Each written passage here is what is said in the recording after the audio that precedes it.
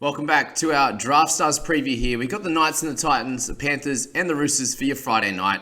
The $10,000 and the $12,000 contest there. So we'll start with the outside backs here, and there's obviously the clear top choice in James Tedesco. Joey Manu's there as well. Both definitely solid ones, but unless I feel like you've got a little bit of extra in the bank, which is going to be a little bit hard, and you've got guys like Cleary and a few real top options in the forwards as well, I think it's going to be hard to get Teddy or Manu, who are both going to be great options, so definitely have them in mind if you're thinking about spending up a little bit in the outside backs. But I'd personally be going for Brian To'o at 13,670.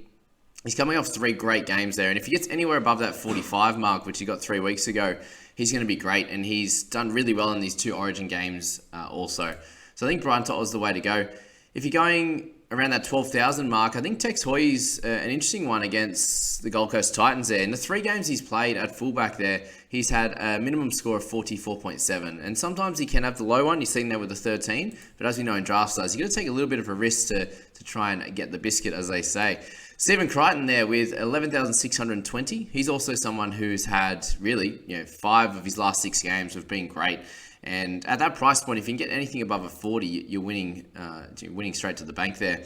We got Daniel Tupo, I think is always a solid one. He's down a lot cheaper than he was. He got up at around the 12,000 mark. And the only main issue there is that he's had 3 of these mid-20 scores in amongst 3 scores above 40. So again, taking a little bit of a risk with Tupo, but he could definitely help you out there. Joseph Suaalii is another one, under 10,000 now, and has had 2 really good games in a row, 36 and the 67 there. And he obviously has that boom or bust factor. Anything above a 50 mark, which he's done 3 times now, will net you a great result. Anything other than that, I'm not too excited about. So we'll move on to our next section, the halves and hookers. And we look at the averages here, and Cleary has an average 30 points better than the next guy. So I feel like you have to put him in there. He's up against the Roosters. It's going to be a tough game for them, and he's going to have to come out, dominate the kicking game, and put on some attacking stats as well. And I think he can do that. Anything in the 70s is going to be great, but if he gets around that 85-90, which he's done a few times this year, then that 24,000 is completely worth it, and you can get some value elsewhere. All right, we're looking a little bit lower. We've got 15,920 there with Api Curacao, who's coming off a really great game, and his other ones around that, a low score of 44 in his last 5 games. So at worst, if he cops that 44, you're not really missing out too much, I don't think, there. We go down to 12,720, and Sam Verrills is a really solid option. Those big minute games there, he's got a 46 as his lowest one in 3 of his last 4 games, which is great for a 12,720 player. You got Connor Watson obviously in the bench. It's his first game back in a little while, if I'm correct. 18th of June. The second game back. But he definitely has an opportunity to do well. If he does get less than minutes, around that 40 or 50, he might get you like a 30. But again, a risk you might have to take in this one.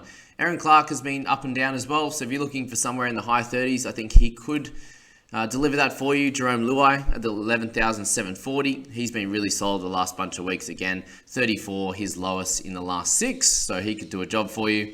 And then if we're looking lower than that, we got Paul Turner at 10,000, who obviously coming up against Newcastle. This could be a pretty fun game for both the halves in both teams. So 10,000, that price is okay. And if you can get anywhere near that 40, that would be a good one there. We move to the forwards, and interesting setup here. We've got 4 guys at the 20,000 and 21,000 mark.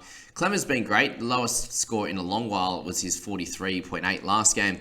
Tino has been awesome for the Titans there, and I think he can get anywhere above that 50 mark, especially after that loss for Queensland. I think he can come out and really be dominant. Frizzell, I'm talking up a lot this week. He had the head knock, but in between that, he's had a low score of 56 in his last those 3 games before, so he's going to do a great job also.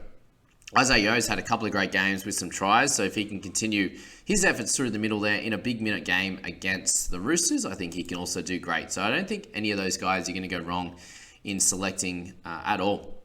Another one that's been super solid has been Angus Christensen, so at 18,000, if that's the amount you've got, then I'd pick him over Mitchie Barnett. Fish Harris has been great as well, along with Siwa Takiaho. So 17,200 for James, coming off 1 lower score. But Siwa has been absolutely killing it. So a 45 as his lowest in the last 7 games. So I think at 16,500, he's the one to pick in this section for sure. If we're going lower again, we've got 13,800 with Tupanua, who's been scoring tries, 41 in as his lowest in the last 3. So anything above that is going to be a win. Victor Radley is a bit of the outlier here, and the the risky one. But if you can get anywhere in the high 40s, he has 80 in there, then he could be great. But obviously his first game back can be a little bit tough to work out what's going to happen with him. McIntyre getting a little bit more expensive, but you'll knock out a 40 in his 80 minutes at 12,600 is always going to be a win. We've got guys like Liam Martin, who's going to be a little bit up and down, but a 53 in his last game there was awesome, but lots of 30s in between that. So I don't think that's enough, if I'm being honest, if you want to pick up someone like that. Egan Butcher, those mid-30s to high 30s there, solid scoring as always, but he does have a few guys up against him in the interchange there that could be taking a few of his minutes. A few bigger minute guys in the starting side and also on the bench with Victor Radley back, for example. But that's it for this video, guys. Plenty of guys to speak about in both those games. I wish you all the best of luck. Jump down in the description, hit that sign up link, and we'll catch you in the next video, guys. See you later.